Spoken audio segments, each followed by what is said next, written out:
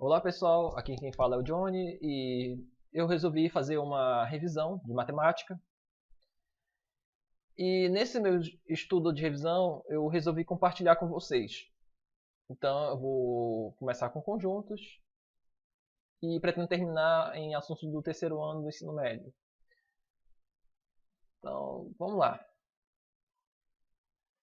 E isso aqui é uma parte de um livro que eu peguei, que eu escaneei. Se não me engano, acho que é do Álvaro Angelim. Vou botar na descrição a bibliografia, a referência bibliográfica desse livro, né, do autor. E é isso. Então vamos começar aqui com o conjunto. Sendo que eu vou fazer uma leitura e o que eu ver que eu posso explicar aqui dessa leitura, ou seja, aquilo que eu ver que, sei lá, fique difícil para o entendimento, eu irei explicar para facilitar o entendimento. Então vamos que vamos e vamos começar a leitura, começando com conjuntos. Entende-se por conjunto uma coleção ou lista bem definida de objetos ou símbolos. Representa-se conjunto por letras maiúsculas, sendo assim A, B, D, E, aqui de acordo com o texto, né, letras maiúsculas, podem representar um conjunto ou colocam símbolos dos objetos que o constituem dentro das chaves. O que isso quer dizer? Um conjunto é uma coleção de objetos e que pode ser representado por letras maiúsculas latinas, as que vimos aqui como exemplo, ou posso representar o conjunto por chaves, por chaves das quais vai ter seus objetos dentro delas. Acho que para cá para baixo tem um exemplo aqui, por exemplo, aqui eu tenho o conjunto A, que também eu posso representar por chaves, dos quais os objetos vão estar aqui dentro, ó. Aqui arrumados aqui, ó, vão estar separados por vírgulas. Ok? Então vamos para o próximo tópico, é 1.2, e vamos ver o que são elementos. Elementos são os objetos ou símbolos que formam o conjunto. Representa-se por letras minúsculas, sendo assim, A, B, C, D, E podem representar elementos de um determinado conjunto, ou por símbolos próprios quando existirem. Ou seja, os objetos do conjunto eu posso chamá-lo de elementos, ou seja, cada objeto de um conjunto é elemento.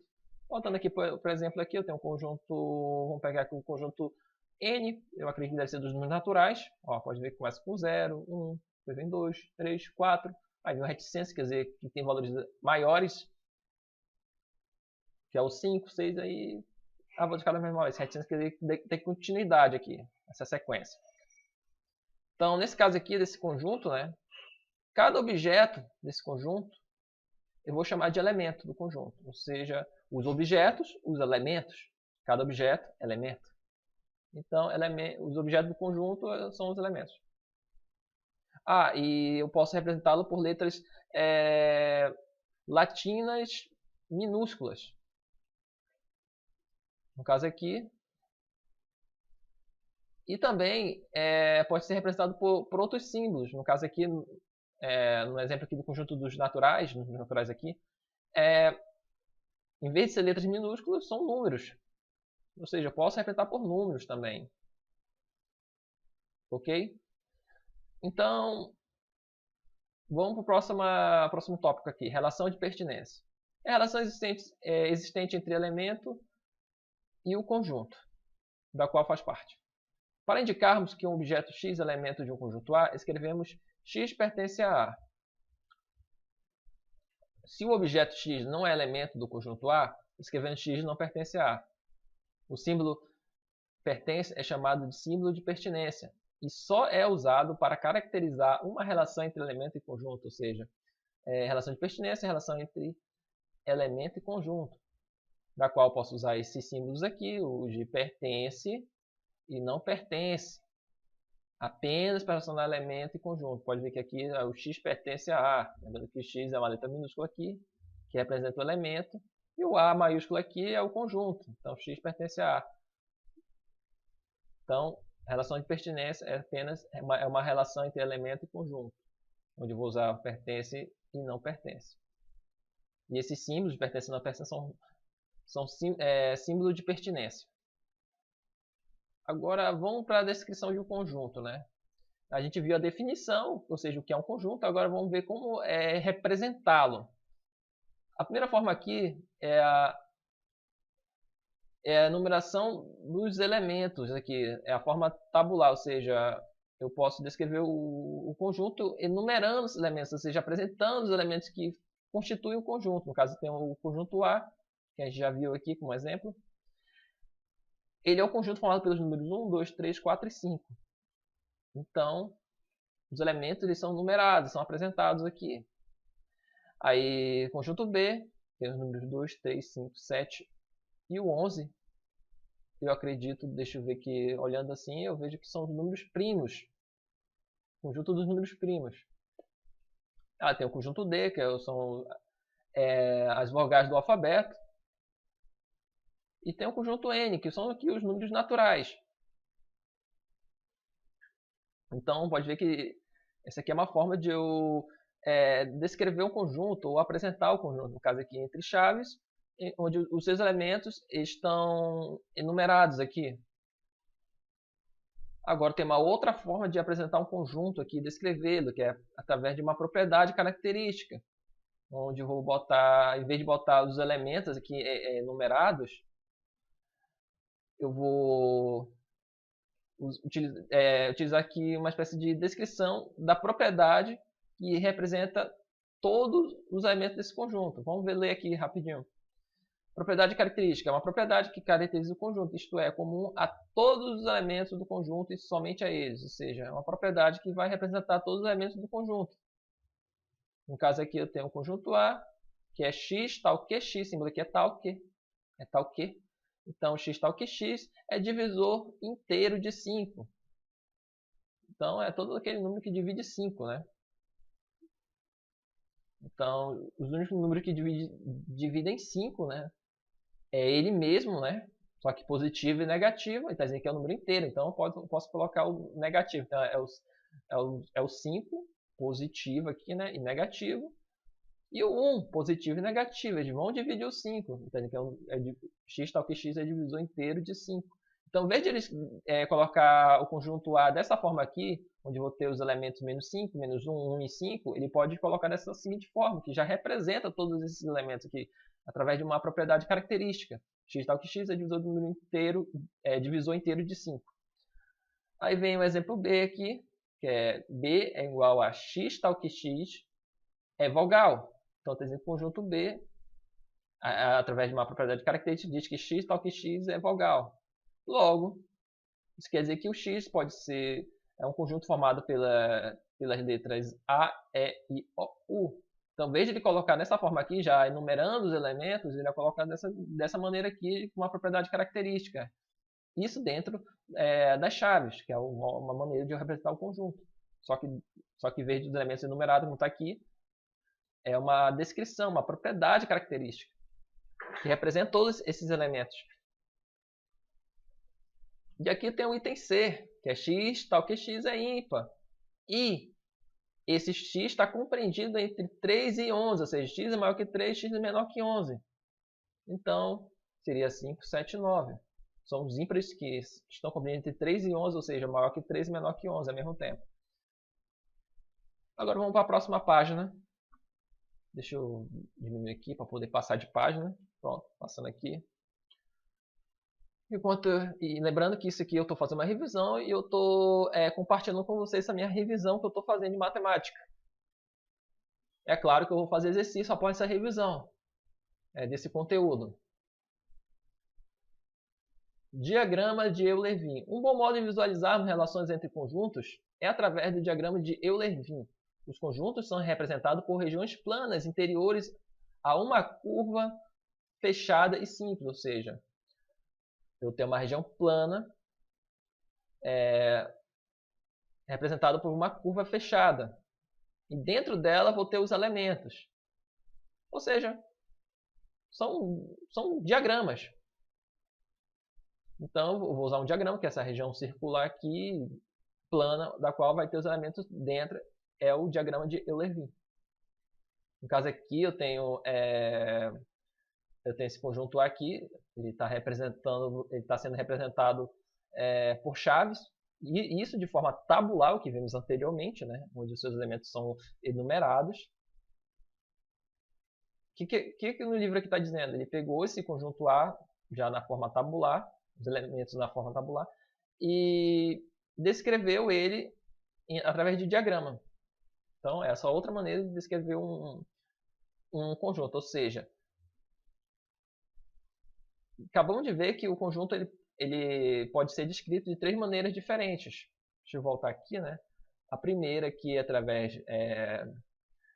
através da numeração dos seus elementos, através da forma tabular. A segunda, através de uma propriedade característica, ou seja, a propriedade característica vai estar entre as chaves, quer dizer, da qual vai descrever os conjuntos, né, de uma maneira geral. E a terceira vai ser através do diagrama de Euler-Wien. Agora vamos ver os tipos de conjunto. Começando com o conjunto unitário, é aquele que possui apenas um único elemento, onde tem aqui o conjunto M, onde diz que x tal que x é par compreendido entre 7 e 9, então os números pares entre 7 e 9 é o quê? É apenas o número 8, então é um conjunto unitário. Tem o conjunto N, que é o conjunto que diz que, através da propriedade característica, diz que x tal que x é satélite natural da Lua. Então, esse conjunto N é a Lua. Eu falei satélite natural da Lua. Meu Deus, estou viajando. É satélite natural da Terra, que é a Lua. Só tem a Lua como satélite natural da Terra. Aproveite, para quem não sabe, é isso daí. Se um dia você vê uma pergunta, qual é o satélite natural da Terra? Só existe um, é a Lua, logo é um conjunto unitário. O conjunto de satélite natural da Terra é um conjunto unitário, que é a Lua. Então, resumindo, o conjunto unitário é um conjunto que tem apenas um único elemento. Agora vamos para o conjunto vazio, é o que não possui elementos. Vamos aqui no conjunto S, que diz que x tal que x ao quadrado é igual a 16, e x é ímpar. Isso não existe, pois logo não possui elementos. Por quê, professor? Primeiro, quando tem o x ao quadrado é igual a 16, quais os valores que o x pode assumir para ser igual a 16? É apenas o quê? 4 e menos 4, né? 4 ao quadrado é 16, 5 menos 4 ao quadrado é 16. Mas só que o 4 e menos 4 não é ímpar, logo não tem elemento. Então, o conjunto é vazio, onde eu posso ser representado dessa maneira aqui, com uma bola com um traço diagonal, ou através de chaves, sem nada dentro, né?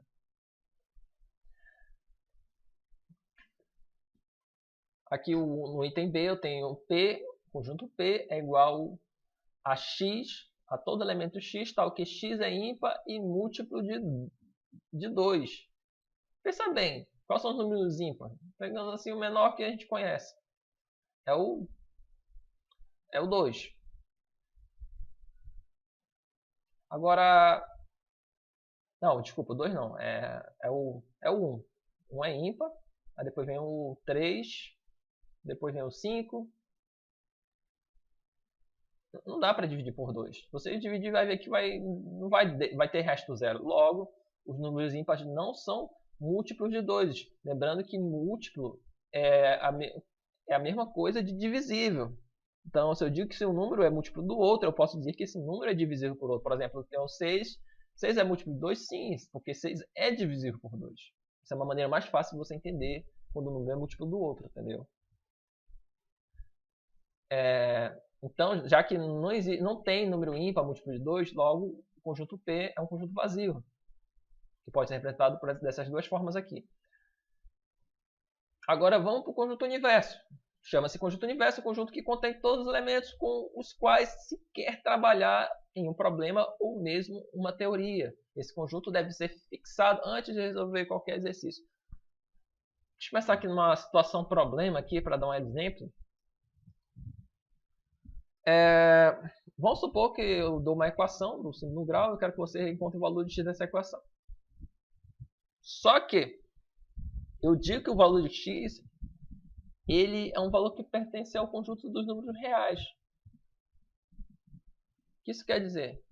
é que a solução da equação, o x, ele pode assumir ele pode ser qualquer número real ali. Entendeu? Na hora que eu vou resolver, vai ser um número real. Agora, se eu vou resolver a equação no segundo grau e eu coloco o conjunto solução, ele pertence ao conjunto dos números naturais, pô, vai que a solução da equação, ou uma das soluções da equação do segundo grau, seja um número fracionário. Já era, não vai ser número natural. Então, para não ter dúvida, a que conjunto a solução da equação pertence, eu boto logo um número reais, que já cobre, já abrange os números naturais, os números inteiros, os números racionais e os números irracionais. Isso a gente vai ver na parte de conjuntos numéricos, mais na frente. Só um exemplo que eu estou dando. Não se preocupe com isso não, que a gente vai abordar mais um pouco sobre conjunto universo. Beleza? Vamos passar mais para frente. Isso aqui eu estou usando mais como uma revisão para mim e quem sabe eu ajudar alguém que precisa estudar isso daí. Subconjuntos, relação de inclusão. Consideramos dois conjuntos A e B. Diz que A é subconjunto de B ou A está contido em B. Se somente se todo elemento de A é também elemento de B. Exemplo. Dado o conjunto A, que é igual ao conjunto que tem os elementos 1 e 2, e o B, que é igual ao conjunto que tem os elementos 1, 2, 3, 4 e 5. Para indicarmos que A é subconjunto de B, também escrevemos A está contido em B. Já esse daqui, lê-se B contém A. Ou A é parte de B. O que isso quer dizer sobre subconjunto? Eu vou tentar traduzir isso em poucas palavras, que eu já li. Subconjunto é quando eu tenho um conjunto que está dentro do outro conjunto.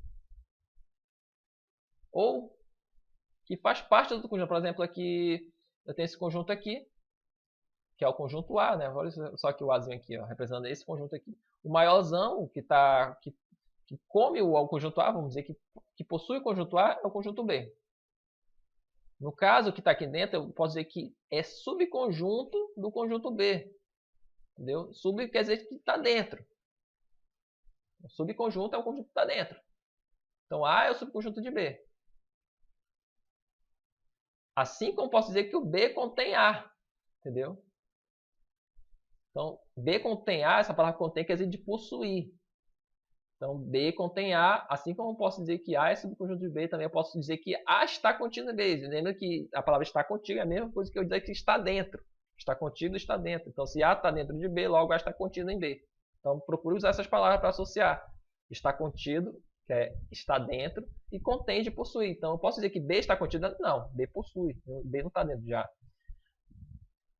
Assim como vocês entenderam a jogada, né, de associação. Se A está dentro de B, eu posso dizer que A está contido em B. Entendeu? Só olhando esse esquema aqui. Assim como eu posso dizer que B contém A. Então, usa essa palavra para associar. Está contido quer dizer que está dentro e contém quer dizer que possui. Beleza? Então, aqui ele deu esse exemplo aqui, né? O conjunto A que tem 1 e 2 e o conjunto B que tem os elementos 1, 2, 3, 4 e 5. Pode ver que o A aqui, ó, está aqui dentro de B, ou seja, o B possui A, então B contém A. Ó, para indicarmos que A é subconjunto de B, escrevemos que A está contido em B.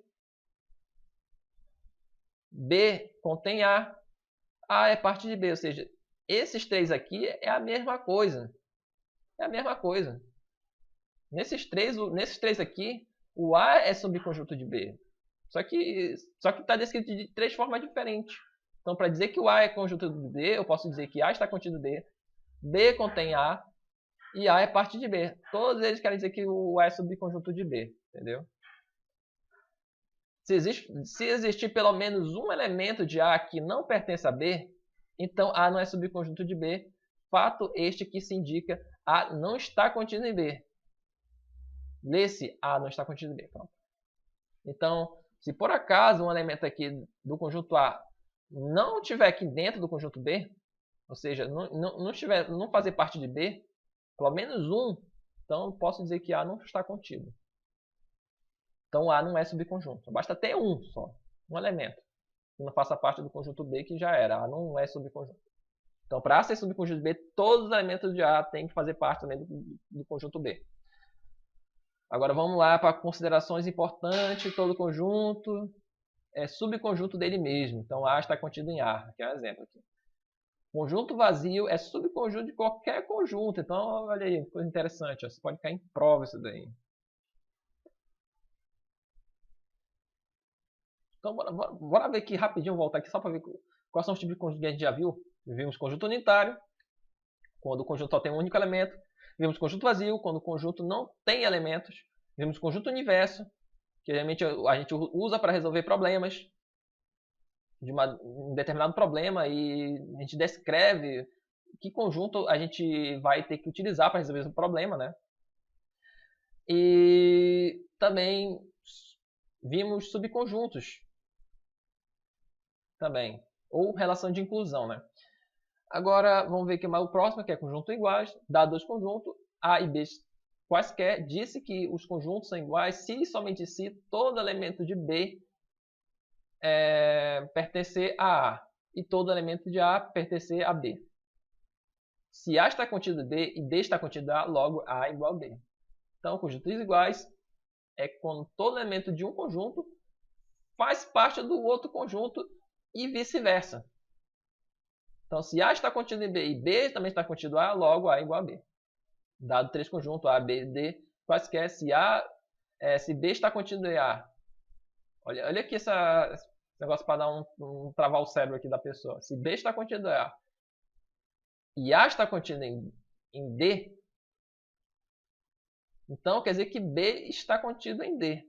Propriedade transitiva de inclusão. Olha como às vezes os caras complicam, né? Bora pegar esse carinha aqui. Eu vou abrir, acho que o CorelDRAW aqui e vamos fazer esse esquema aqui para entender melhor isso daqui, né? Porque às vezes tem certas coisas que dá eu tô meio cansado já, que eu tava cavando, tirando uma terra aí, isso me deixou meio cansado já, com a mente mais lenta. Tirando uma terra do córrego, da calçada. Acho que eu vou botar aqui. Aproveite, já vamos ter logo uma aula de CorelDRAW aqui, vamos fazer uns esquemazinhos aqui, né? Vamos lá, vamos ver aqui o que ele quer aqui. O que ele diz aqui? B está contido em A. Vou fazer o conjunto. Tem um conjunto aqui. Aqui vai ser meu conjunto A. Conjunto A aqui.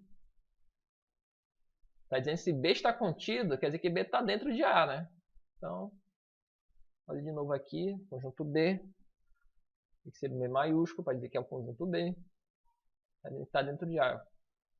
Vou fazer outro carinha aqui. Pronto. Cadê? B está contido em A e A está contido em D. Então, se A está contido em A, está dentro de D. Então, isso quer dizer que o D, deixa eu ler de novo aqui.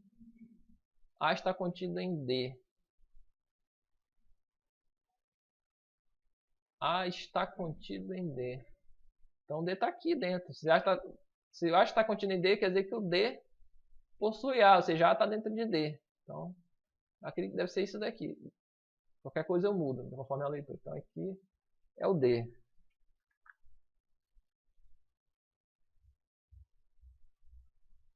Rapaz, eu vou dar um print, né? Por que eu fiz logo isso? Vou dar um print aqui, cadê? Deixa eu voltar aqui. Vou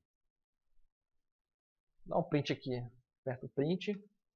Já foi, já deu o print, agora vou jogar pra cá pra não ficar toda hora indo e voltando. Não ficar meio enrolado aqui.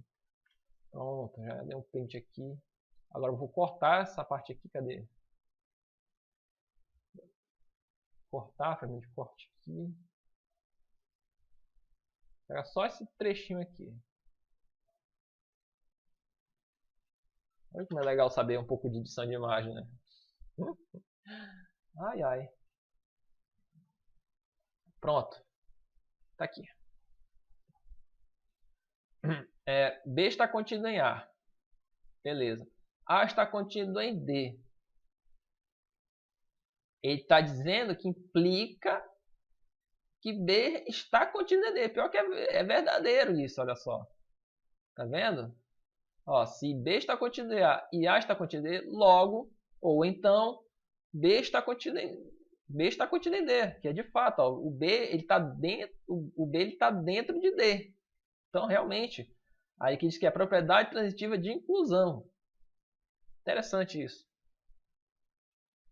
Propriedade transitiva de inclusão. Nota isso daí. Então, se B está contido em A e A está contido em D, ou seja, é um efeito tipo uma escadinha assim, ó. O B está dentro de A. Já o A está dentro de D. Se B está dentro de A, logo A possui B. E se A está contido em D, o D possui A e também possui B, porque o B está contido em A. Logo, o D também possui B. Ou seja, é uma coisa meio complicada, mas está aí o esquema para poder fazer. Eu entendi isso daí. Espero que vocês também entendam através desse esqueminha aqui que eu fiz. Eu não sei se eu vou fechar, acho que eu vou fechar. Não, deixa aí que de repente eu preciso usar de novo, aí eu já utilizo isso daí. Vamos voltar lá para a leitura. Onde é que eu estava aqui? Então essa parte já foi. Conjunto iguais, né? Conjunto das partes ou conjunto de partição. Dado um conjunto A qualquer, chama-se conjunto das partes de A ao conjunto cujos elementos são todos subconjunto de A. Vou ler mais uma vez aqui que até eu fiquei meio enrolado já. Dado um conjunto A qualquer, chama-se conjunto das partes de A ao conjunto cujos elementos são todos subconjunto de A. Lembra quando eu falei que um subconjunto ele é um conjunto que está dentro do outro conjunto? Por exemplo, se eu digo que A é subconjunto de B, isso quer dizer que o A está dentro de B. Certo? Se D é subconjunto de E, logo D está dentro de E. Então, está contido em E. Então, imagine só, eu pegar um conjunto qualquer, no caso aqui, no exemplo, dá o conjunto A qualquer, né? E dele, eu tirar todos os possíveis subconjuntos. Todos possíveis. Ou seja, eu vou gerar subconjuntos. Ou seja, eu vou criar conjuntos da qual eles vão ser subconjuntos desse conjunto. Do conjunto desse. Ou seja, eu pego o conjunto A e dele eu vou, através do elemento do conjunto A, vou criar conjuntos que vão ser subconjunto dele. Por exemplo, aqui ele dá um exemplo, que legal, olha só. Eu tenho um conjunto A, tal que x, tal que x. Não, x. Deixa eu ver aqui, cadê? Representa o conjunto das partes de A por P de A. Então, essa aqui é a notação dos conjuntos da parte de A, que é P de A. Onde P de A é todo o conjunto X, tal que esse conjunto X sempre vai estar contido em A. Então, logo, esse X é um conjunto de A. Então, essa aqui já é uma propriedade característica das conjuntos das partes de A. Por exemplo, vamos começar com esse exemplo aqui, né? Se o conjunto A é formado pelos elementos A e B, então o conjunto das partes de A é o quê? É um conjunto os elementos são os conjuntos que contém elemento A, o conjunto que contém elemento B, ou seja, um conjunto unitários. Depois vem o outro conjunto aqui que tem A, B e o conjunto vazio. Lembrando que a gente viu que o conjunto vazio ele sempre vai estar contido em qualquer conjunto. Logo, também é subconjunto de qualquer conjunto vazio. Acho que tem uma propriedade que a gente viu que o conjunto vazio ele é subconjunto de qualquer conjunto, assim como o próprio conjunto. Então, eu posso dizer que o conjunto A ele é subconjunto dele mesmo, assim como o conjunto vazio. Acho que foi isso que a gente viu. Quer ver? Deixa eu dar uma voltada aqui rapidinho. Tá aqui, ó. Todo conjunto é subconjunto dele mesmo. O conjunto A ele é subconjunto dele mesmo. O conjunto vazio é subconjunto de qualquer conjunto. Então, qualquer conjunto, ele sempre vai ter o conjunto vazio como subconjunto. E ele próprio como subconjunto dele mesmo. Voltando aqui na parte de... Será que eu passei? Não, passei. Conjunto das partes, né? Então, conjunto das partes é o quê? É o conjunto cujos elementos são todos subconjuntos dele mesmo. Então, começando aqui com o conjunto A, cujos elementos são A e B. Aí, o conjunto da parte de A é o conjunto cujos elementos vão ser o conjunto que tem o conjunto unitário que tem elemento A, o conjunto unitário que tem elemento B, o conjunto que tem os elementos A e B e o conjunto vazio. Então, são todos os subconjuntos possíveis. Não ligue não para baixo porque é o vizinho falando aí, que ele fala muito alto. Agora, deixa eu ver aqui. O segundo exemplo, se o conjunto A é igual ao conjunto que possui elementos 1, 2 e 3, então o conjunto das partes de A é o quê? É o conjunto que tem como elementos o conjunto unitário com o elemento 1, o conjunto unitário com o elemento 2, o conjunto unitário com o elemento 3, o conjunto que tem os elementos 1 e 2, o conjunto que tem elemento 1 e 3, o conjunto que tem elemento 2 e 3 e o conjunto que tem os elementos 1, 2 e 3 e o conjunto vazio. Mas agora imagine como é que eles conseguem gerar esse subconjunto aqui. Através de combinações. Por exemplo, ele começa formando conjunto unitário, 1, 2 e 3, né? Separado aqui, né? Aí depois vai começar a fazer a combinação de 1 com 2, beleza? Ó. Depois 1 com 3, aqui, né? Aí depois pega 2 com 3, não pode se repetir. Aí depois, pega um outro conjunto, formado pelos elementos 1, 2 e 3, que seria o próprio conjunto A. Aqui, ó, o próprio conjunto A. E depois, por último, pega o conjunto vazio. Pronto. Então ele faz essa combinação para poder gerar todos os subconjuntos possíveis. E cada subconjunto vai ser o elemento desse conjunto das partes, entendeu? De A, no caso. Então, o conjunto das partes de A vai ter como elemento todos os subconjuntos do conjunto A. Todos. Se o conjunto A é finito, possuindo n elementos, então o conjunto das partes de A possui 2 elevado a n elementos, ou seja, se eu quero saber a quantidade de elementos que tem quantidade de subconjuntos, o conjunto A, se eu quero saber a quantidade de subconjuntos que tem o conjunto A, ou a quantidade de elementos que tem o conjunto da parte de A, basta pegar 2 elevado a n, onde esse n ele é o número de elementos. Então, se a gente contar aqui, tem quantos elementos nesse conjunto das partes de A? Tem 1, 2, 3, 4, 5, 6, 7, 8. Tem 8 elementos, né? Então, se a gente pegar 2 elevado ao número de elementos do conjunto A, sendo que o A tem 3 elementos, então 2 elevado a 3 é 8. Então, bateu. Então, se eu quero saber o número de subconjuntos que o conjunto A tem, basta pegar 2 elevado ao número de elementos do conjunto A. Ou, se eu quero saber a quantidade de elementos que tem o conjunto das partes de A. Vamos para a próxima parte que o tempo está passando.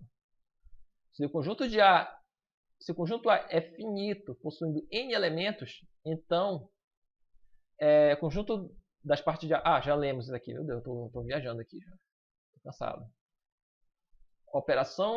Operações com conjuntos.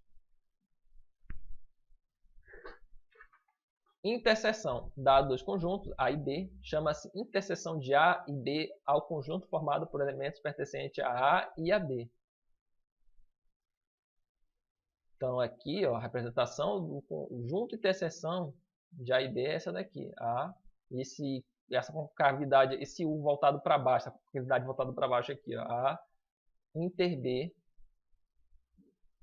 é o conjunto formado por todo elemento X, tal que X pertence a A e X pertence a B. Então, o conjunto de interseção vai ser formado por elementos que pertencem, no caso de A e B, né? O conjunto de interseção de A e B é formado por todos os elementos que pertencem a A e B ao mesmo tempo.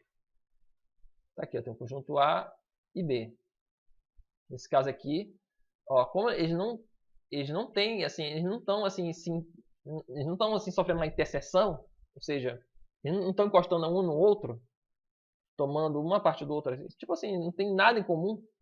Logo, o conjunto de interseção é vazio. Se eu não me engano, esse aqui tem um nome, esse daqui. Eu acho que é esse daqui, ó, conjunto disjunto. Quando a interseção é vazio, ou seja, eles não vão ter nada em comum, não vão ter elemento comum, entendeu? Que é esse caso aqui, ó. Aqui eles têm elementos em comum aqui. Então, nesse caso aqui, a interseção é diferente de conjunto vazio. Já nesse caso aqui, ó, quando o conjunto A ele é subconjunto do conjunto B, ou seja, está contido no conjunto B, isso quer dizer que a interseção deles aqui, ó, vai ser o próprio conjunto A. Então, se o conjunto A é subconjunto de B, logo a interseção é o conjunto A. Nesse caso aqui, se eles têm elemento em comum, logo a interseção vai ser diferente de vazio. E se não tem elemento em comum, ou seja, o A não é subconjunto de B, nem B é subconjunto de A, logo eles não têm nada em comum. Não tem elemento em comum, logo a interseção é conjunto vazio. Agora vamos aqui para os exemplos. Se A é o conjunto formado pelos números 1, 2, 3, 4 e B é o conjunto formado pelos números 0, 3 e 5. Ou seja, vão ter esses números como elementos. Né? Então, A e TB é vazio, porque olha só. Nós podemos ver que os números que estão aqui não estão aqui. O 1 não está aqui, nem o 2, nem o 4. Logo, eles não têm um elemento em comum. Não tem. Sendo assim, eles são... a interseção dele é conjunto vazio. Não tem elementos em comum. Conjunto disjunto. Neste caso, A e B são ditos conjuntos disjuntos. Que é esse caso aqui, desse exemplo. Se A é o conjunto formado pelos números 1, 2, 3 e 5, e B é o conjunto formado pelos números 2, 5 e 6, percebe-se que o 2 aqui está aqui também. Número 2. O 5 também está aqui. Logo, a interseção é quem? É o conjunto formado pelos números 2 e 5. Então, A inter B, ou interseção B, é o conjunto cujos elementos são os números 2 e 5. Se A é o conjunto que tem como elementos os números 1, 3, 4 e 6, e B é o conjunto que tem como elementos os números 1 e 4, percebe-se que tem apenas dois elementos em comum entre os dois aqui, entre os dois conjuntos, que é o 1 e o 4. Logo, a interseção B é 1 e 4, que é o próprio conjunto B. Nesse caso aqui, o B ele é subconjunto do conjunto A. Pode ver que se todos os elementos B fazem parte do conjunto A, ou seja, estão contidos em A, logo esse B é subconjunto, ele está lá. Então, nesse caso, a interseção é o próprio conjunto B. É o caso desse exemplo aqui. Interessante, né? Agora deixa eu dar um zoom aqui e poder passar de página. Eu já estou ficando cansado já. Algumas propriedades, nós temos aqui a primeira propriedade aqui sobre a interseção, né? Quando a interseção, o conjunto A, a interseção a ele mesmo, ou seja, o próprio conjunto A é igual ao conjunto A. No caso aqui eu chamo de idempotente. Idempotente. Conjunto A, interseção vazio, é o próprio vazio. O próprio conjunto vazio. No caso seria elemento neutro. E A inter B é a mesma coisa que B inter A, no caso comutatividade, ou seja, a interseção entre conjuntos, ela vai ter essas três propriedades aqui: idempotente, quando o A inter A é igual ao próprio A; elemento neutro, ou seja, a interseção um conjunto vazio vai ser o conjunto vazio; e o A inter B é igual a B inter A, no caso seria comutativo, ou seja, eu posso trocar, a comutação seria trocar de posição. Então eu posso trocar a posição aqui dos conjuntos que não vai alterar nada, vai ter o mesmo resultado. Então eu posso dizer que A inter B é a mesma coisa que B inter A. Então eu tenho a comutativa, elemento neutro e idempotente, ou seja, A inter A é igual a A. União de conjunto ou reunião de conjuntos. Dados os conjuntos A e B, chama-se união de A e B ao conjunto formado por elementos pertencentes a A ou a B.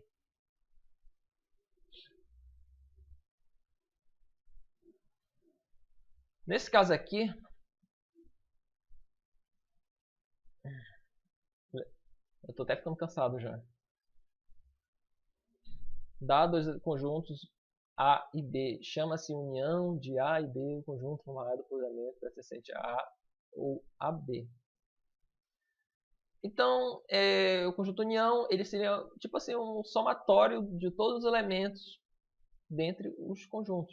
No caso tem A e B, então a união vai ser a junção ou a reunião de todos os elementos de A e B. Então a união B é todo elemento X, tal que X pertence a A ou X pertence a B. Nesse caso aqui, pode dizer que eles são idempotentes, né? É isso mesmo? Só voltar aqui só para ter certeza que uma revisão, não pode esquecer isso daí. Cadê? Tá aqui, ó, conjuntos.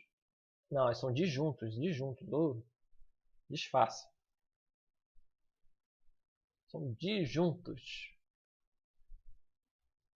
Indepotente é quando é o lance lá da interseção aqui. A inter A é ele mesmo aqui. Então, são indepotentes. Eu acho que isso aqui a gente vai ver mais na frente também, em outras situações, essas propriedades, tanto de elemento neutro como mutativo. Então, são disjuntos. Se A e B são disjuntos, aqui eu tenho A, aqui eu tenho A e B, né? Eles têm uma interseção aqui. E aqui o A é subconjunto de B. No caso aqui dos exemplos, que a gente pode ver que se A é os números 1, 2, 3 e 5, e B é o conjunto que tem como elementos os números 2, 5 e 6, a união B pode ver que é a junção desses elementos. Pode ver que é 1, 2, 3 e 5, junto com 2, 5 e 6. Lembrando que na união de conjunto, não tem a necessidade de repetir elemento. Pode ver que o 5 está aqui, o 5 está aqui. Não vai repetir duas vezes o 5. Não tem necessidade, só basta colocar uma vez só ele aqui. Então, tu vai pegar os elementos 1, 2, 3, 5 e botar os que não estão aqui. Então, no caso, seria o quem? Seria o 6, né? Então, bota o 6. Aí tem o conjunto A, que tem como elementos os números 1, 2 e 4. E tem o conjunto B, que tem como elementos os números 0, 3 e 5. Aí, fazendo a união, é só juntar os elementos. E se parecer repetido, não tem necessidade de colocar aqui repetido. Basta colocar uma vez só, tá? 0, 1, 2, 3, 4 e 5 aqui como elementos a união, de A a união B. Agora aqui, nesse caso, o conjunto A tem como elementos os números 1, 3, 4 e 6, e aqui o número 1 e 4. O que se repete aqui é 1, então basta colocar uma vez, e depois junto os demais, ó, 3, 4 e 6, e o 4 também se repete, mas só bota uma vez. Percebe-se que na união aqui, do conjunto A e o conjunto B, é o próprio conjunto A. Deu o próprio conjunto A. Nesse caso, o conjunto B ele está contido no conjunto A. Então, se B está contido em A, você está dentro de A, logo na união vai ser o próprio conjunto A. No caso aqui, ó, o A está contido em B, se fizer a união, ó, é o próprio conjunto B. Olha aqui, nesse caso aqui tem uma interseção, então aqui são os elementos que são comuns, que está em A e está em B ao mesmo tempo. Ó. Pode ver que não tem necessidade de repetir, basta colocar uma vez, ó, como vimos. Né? E se são disjuntos, ou seja, não tem elementos em comum, vai ter que somar todos os elementos do mesmo jeito. Então é só juntar todos os elementos num só conjunto. No caso desse daqui, eu acredito. Bora ver se tem elemento comum. Aqui tem elemento comum. Aqui tem 1, 2, 4, 0, 3, 5. Acho que esses daqui são disjuntos, esses elementos aqui. Ó. Esse aqui não tem elemento comum. Ó. Então é só juntar. Ó, 1, 2, 4. Aqui 1, 2 e 4. E o 0, 3 e 5 aqui do conjunto B. Então tá aí. Olha como a gente está vendo de novo aqui as propriedades. Agora da união aqui. Tem idempotente. A gente pode fixar isso daí, essas propriedades. Então, pelo visto, esse idempotente, essa propriedade, ele vai estar tanto presente na interseção como na união. Ou seja, a união A é ele próprio.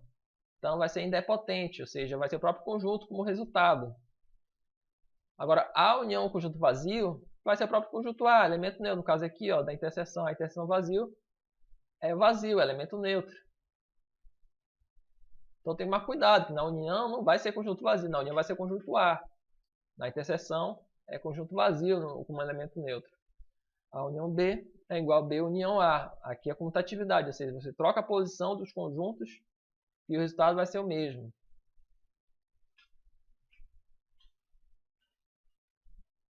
Deixa eu ver se falta muito aqui. Eu estou ficando cansado já aqui.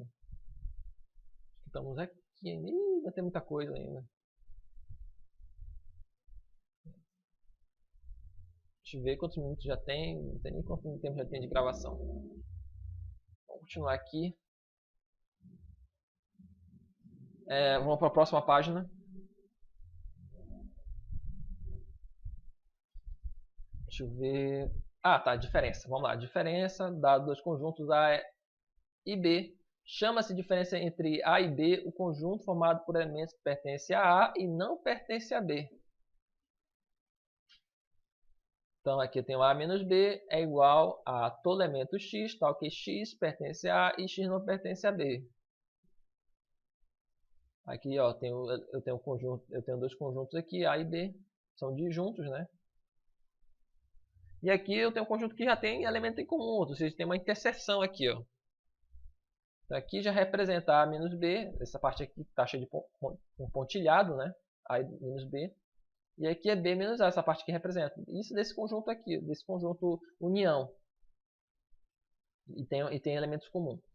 Já desse conjunto aqui, união, que não tem elementos comuns, ou seja, são disjuntos, a diferença de A menos B seria o próprio conjunto A, e a diferença de B menos A seria o próprio conjunto B.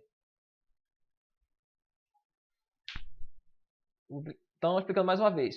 Nesse caso aqui, entre conjuntos disjuntos, nesse caso aqui, onde A e B são disjuntos, vocês não têm elemento comum, a diferença de A menos B está aqui, ó. É o próprio conjunto A. E aqui a diferença de B menos A é o próprio conjunto B.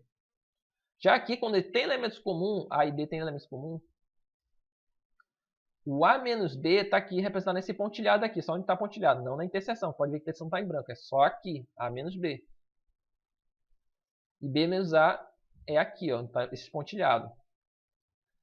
Agora vamos ver aqui uns exemplos. Aqui diz que o conjunto A é formado pelos seguintes elementos, que são os números 1, 2, 3, 5, e o conjunto B vai ter como elementos os números 2, 5 e 6. Aí o que ele faz? Ele quer saber como é o conjunto A menos B. Como vai ser o conjunto A menos B? O que eu vou fazer? Primeiro, se ele quer A menos B, então eu vou ter que pegar todos os elementos de B que estão em A, vou ter que eliminar. Aqui tem o 2, aqui também tem o 2, elimina. Aqui tem o 5, aqui tem o 5, elimina. Aqui tem o 6, mas aqui não tem 6, então deixa por isso. Então eu eliminei o quê? Eu eliminei 2 e 5. Então o conjunto A menos B vai ser um conjunto formado por 1 e 3. Aqui. Já o B menos A vai ser a mesma coisa. Eu vou pegar o que está em A e eu vou eliminar o que está em B. Assim, em termos de elementos comuns. Aqui, ó, 1 não está, então não precisa. 2 está, tá, elimina. 3 também não está, não precisa. E 5 está, elimina. Então vai sobrar só o 6. Então, se A e B tem como elemento comum 2 e 5, elimina esses elementos são comuns. O que sobrar é a diferença. Então, B menos A vai ser apenas o conjunto formado pelo elemento cujo número é 6. Então, é um conjunto unitário.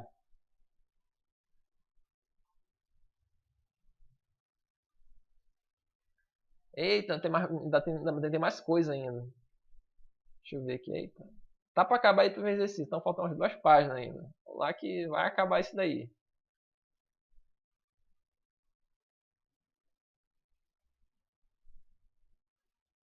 Estudar é isso aí, estudar. Tem que ter paciência, tem que ler. E depois fazer exercício. Agora vamos ver aqui algumas propriedades aqui da diferença.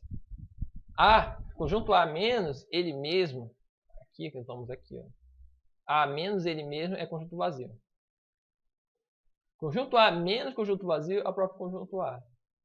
Em geral, A menos B é diferente de B menos A. Pronto. Essas são as propriedades. Não é difícil de entender isso daí.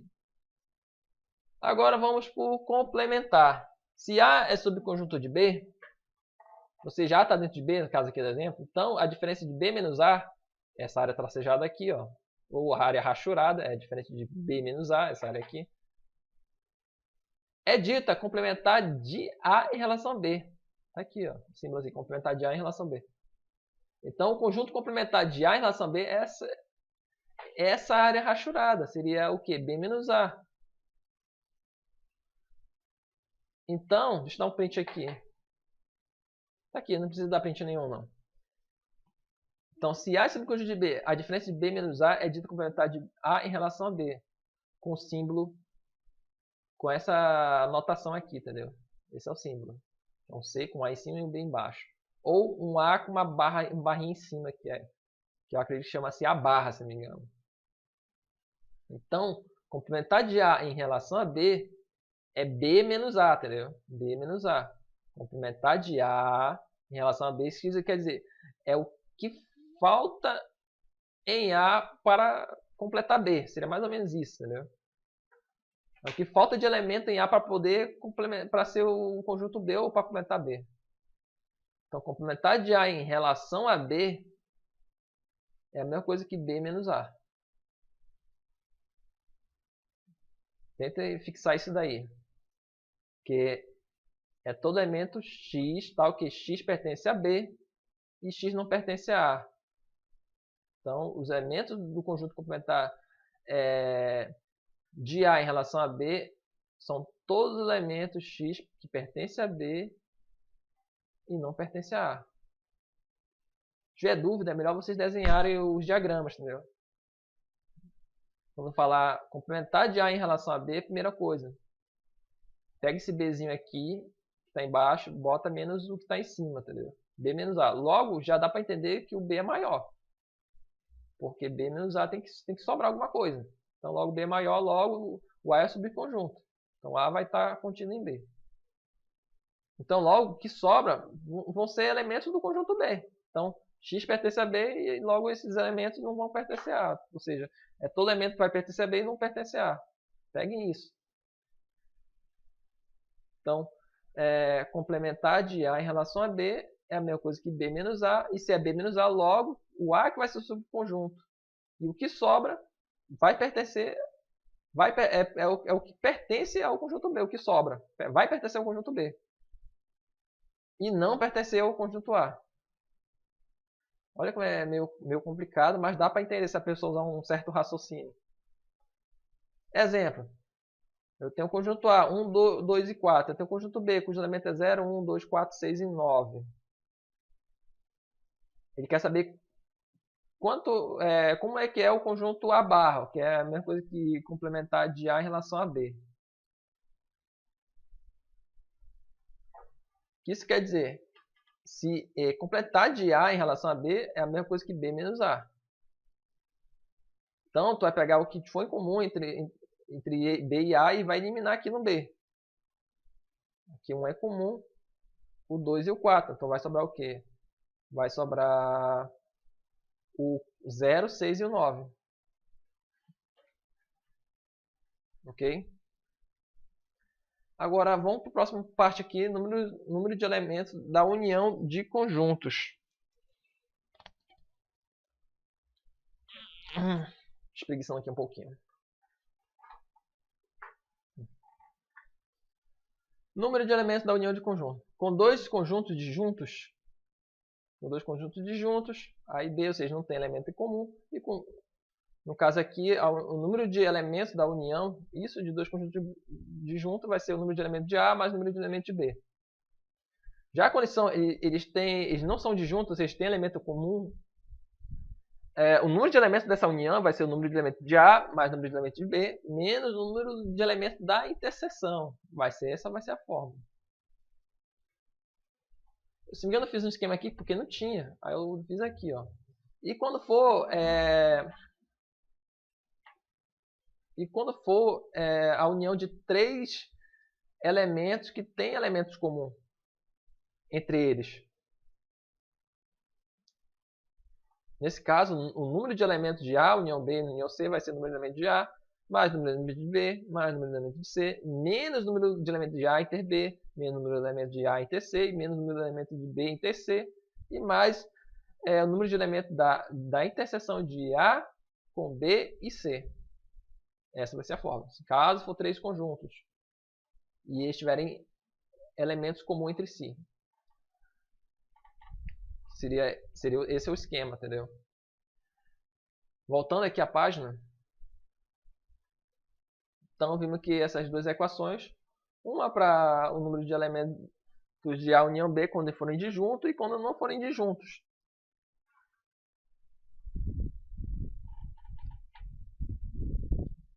Então, vamos resolver aqui um problema aqui, que dá no exemplo. Numa classe há 48 alunos, cada aluno apresentou um trabalho sobre ecologia, tendo sido indicados 2 livros sobre o assunto. O livro A foi consultado por 26 alunos, o livro B por 28 alunos. Pergunta-se, quantos alunos consultaram os dois livros?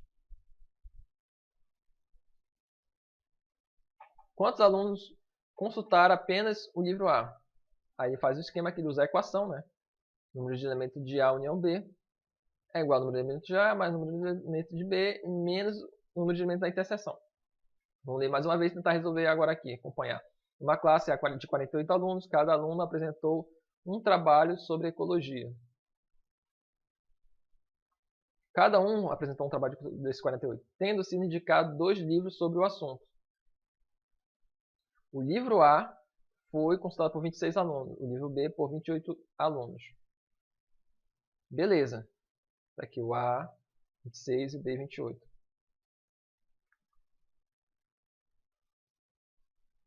Pergunta-se quantos alunos consultaram os dois livros. Ele não dá a quantidade, ele vai querer essa quantidade que não deu. Aí tu vai aqui usar a equação. Lembrando que o número total de livros aqui é da união, então foi 48. Aí vai resolver a equação e vai ver que o número de elementos A inter B vai ser igual a 6. Resolvido o problema. Agora aqui, os livros A e B foram consultados por 6 alunos, ou seja, isso aqui é a interseção. Entre os 26 alunos que consultaram o livro A, existem 6 alunos que consultaram também o livro B. Logo, o número de alunos que consultaram apenas o livro A é 26 menos 6. Porque esse 26 aqui, ele já inclui também alunos que leram os dois ao mesmo tempo. Aqui, assim como esse 28 aqui também já inclui também alunos que leram os dois livros ao mesmo tempo. Então, mas se quer apenas que lê o livro A, então vai pegar o número de alunos que leram o livro A, independente se também leram o B, vai subtrair a quantidade que leram os dois. Aí vai ter apenas alunos que leram o livro A. Foi o caso daqui.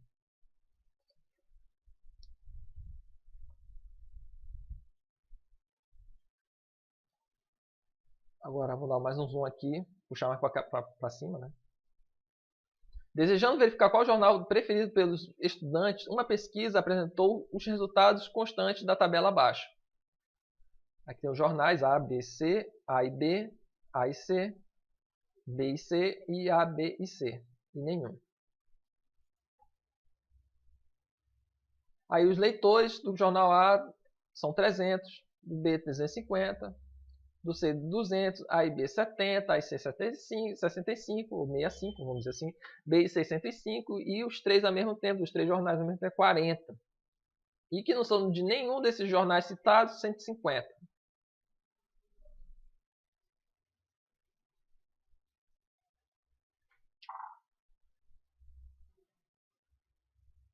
Eu acho que eu vou...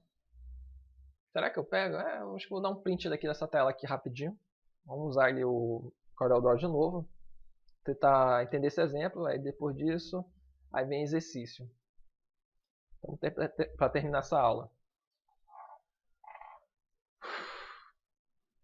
Dei um print aqui. Apagar esse daqui.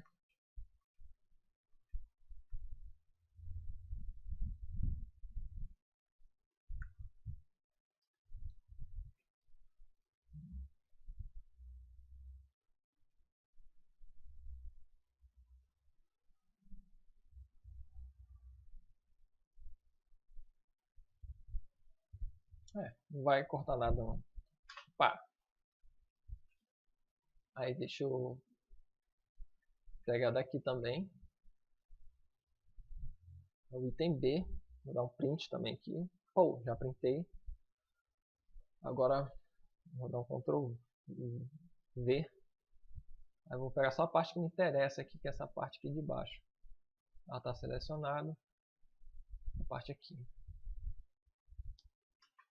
Pronto. Vou botar aqui. Já foi. Legal, né? Então vamos lá. Eu tenho esses três jornais aqui, eu tenho o número de leitores de cada um. Ou seja, tem uma tabela com os jornais A, B e C e os números de leitores, né? Aí tem as perguntas. Quantas pessoas leem apenas o jornal A? Quantas pessoas leem apenas o jornal A e B? E quantas pessoas não leem o jornal C e quantas pessoas foram consultadas. Aí eu vou usar essa equação aqui, ó. Número de elementos de A união, ou seja, número de elementos de A união B é igual ao número de elementos de A mais número de elementos de B, né? Isso daqui. Para resolver o problema, iremos recorrer aos diagramas. Aí o que ele vai começar? Ele vai começar pela interseção dos três, né? Para poder ficar mais fácil de resolver o problema. Em A inter B inter C colocaremos 40, porque já dá aqui na tabela, ó, A inter B inter C. Coloca 40.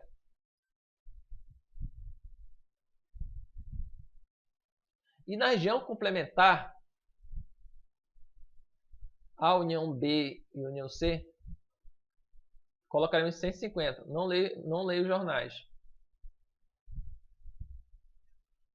Ou seja, acabamos de deparar de novo com aquela linguagem de complementar. No caso aqui ele fala, colocaremos 40 e na região complementar de A união B, união C, colocaremos 150.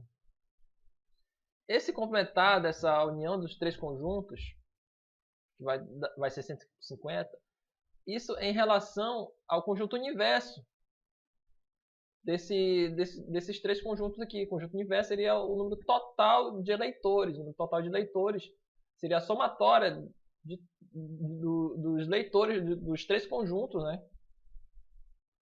Também assim como das interseções e de nenhum leitor. Então seria a somatória de todos os leitores dessa pesquisa. Então, esse 150 seria o quê? Seria o complementar da união dos três conjuntos em relação ao conjunto universo. Ou seja, complementar dos três conjuntos em relação ao número total de eleitores que foram entrevistados ou que participaram da pesquisa, que é 150. Mas por via das dúvidas, aqui já diz, ó, que não leram. Ou também o que está aqui fora é os que não leram. Então aqui dentro que leram, aqui fora que não leram. Para ficar mais fácil do entendimento, né? Aí vamos ver qual foi a segunda parte aqui da resolução. Como o número de A inter B é 70 elementos, e já foram colocados 40, então restam 30 elementos para completar a região de A inter B. Então aqui é a região de A inter B. É 70, de acordo com a tabela aqui, ó. Pode ver que A inter B é 70. Então, se aqui é 70, aqui já tem um 40, então falta 30. Já foi. Aí vai fazer o mesmo para os demais, ó. A inter C, essa região aqui, que é a interseção. Aqui já tem um 40, que a gente colocou lá no começo, que é a união entre os três, né? Ou seja, são os leitores que leram os três jornais. Então, deu, se não me engano, 65, leram A e C, né? Então, para 65, faltam 25, né? E aqui a lógica vai ser a mesma. De B, leitores que leram o jornal B e C. Esse aqui já tem 40 aqui, então, para completar a quantidade que leram o B e C, que foi quantos leitores? Foram 105. Então, de 40 para 105, restam 65. Então, essa parte aqui é mais fácil de entender. Já foi. Agora, vamos completar aqui essas partes aqui em branco. Para completar o conjunto A, devemos colocar o quê? O número, no caso aqui seria 300 aqui, que acho que eu acredito que é o número de leitores que leram o jornal A, né? Independente se leram outro jornal, mas leram o jornal A. Que foram quantos leitores aqui? 300, ó. Então bora decorar A 300, B 250 e C 200. Vamos ficar toda hora indo e vindo. Aqui tem que estar 300. Aqui a gente já tem esses números aqui. Então, para saber esse espaço aqui que está em branco, aqui, o que a gente vai fazer? Vai pegar 300 menos a somatória desses três aqui. 30, 40 e 25. Então, vai ser 300 menos a soma de 30 com 40 e 25. O resultado vai estar 205, vai ser que está aqui. Ou seja, que leram apenas o jornal A. E não os demais. Aqui também a lógica vai ser a mesma. O número de leitores do jornal B vai ser o quê? Vai ser o número total de leitores de pessoas que leram o jornal B menos essa somatória aqui, 30, 40 e 65 vai dar 135, então aqui vai dar 115 e aqui a mesma coisa vai dar 70. Aqui. Agora já montamos aqui as informações do conjunto união dos três aqui. Temos informações tanto do conjunto união como das interseções de cada um. também temos essas informações. E vamos resolver aqui as perguntas. A primeira pergunta é: quantas pessoas leram apenas o jornal A? A resposta está aqui. Ó. Apenas o jornal A foi 205, apenas o jornal B. Então, 205 pessoas leram apenas o jornal A. Quantas pessoas leram apenas o jornal A ou B? Seria o quê? Seria o somatório de pessoas que leram o jornal A ou B apenas. Não tem que ser do jornal C. Apenas A ou B. É a união entre A e B. Mas nesse caso, quando a gente fala jornal A ou B, então nesse caso vai ser pessoas que leram o jornal A ou leram o jornal B, independente se leram o jornal C. Então A ou B seria esse daqui, ó. Seria isso e isso daqui. Seria a somatória disso daqui tudinho. Aí tu pode somar isso aqui tudinho aqui, esse 205, mais 30, mais 40, mais 25, depois soma 65 e 15. Bora ver se é isso mesmo, olha só. 205, 30, 40, 25, ó, 205, 30, 40 e 25. Né? Aí ele botou 65, ou 65 e 115, ó, pode ver. Aí deu 480. Ou A união B, ele já colocou a equação aqui, o número de elementos de A, mais o número de elementos de B, menos A inter B. Aí botou aqui já, aqui ele botou mais formal, mas dá no mesmo. A lógica é essa. Eu acho melhor você fazer aqui o esquema dos diagramas e resolver a questão do que, às vezes, fazer isso daqui, né? Isso daqui ele vai complementar, ele só complementa. Melhor fazer aqui, por aqui você responde. Mas se quiser fazer por aqui e depois usar a equação, vai dar no mesmo. Ó. Vai dar 300. Deixa eu ver aqui. Ou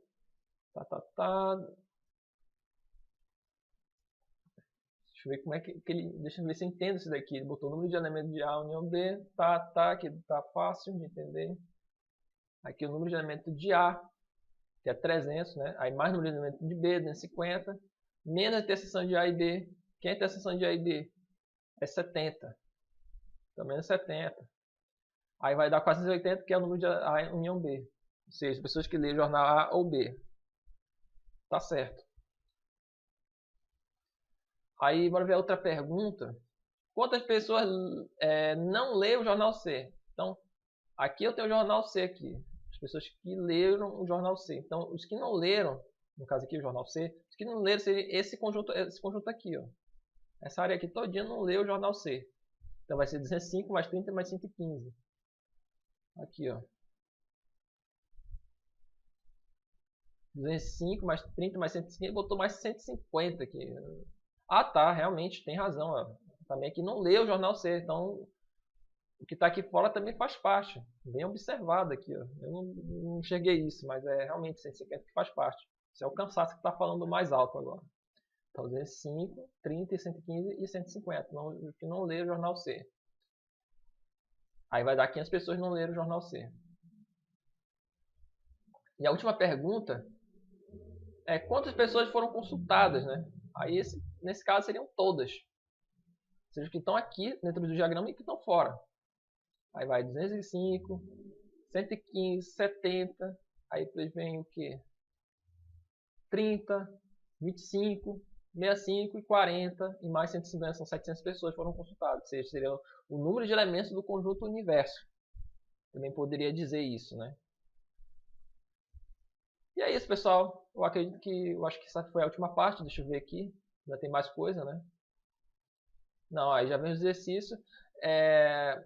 Então, a próxima parte vai ser os exercícios que a gente vai fazer aqui dessa lista, né? Se vocês quiserem dar um print da tela aqui, aproveitem, dá um print da tela, ó. Aqui são os exercícios. Eu não vou resolver todos, que é uma revisão, vou resolver no máximo 3 questões ou 4. E eu vou pular para o próximo assunto. Ok? Então, vamos para os exercícios.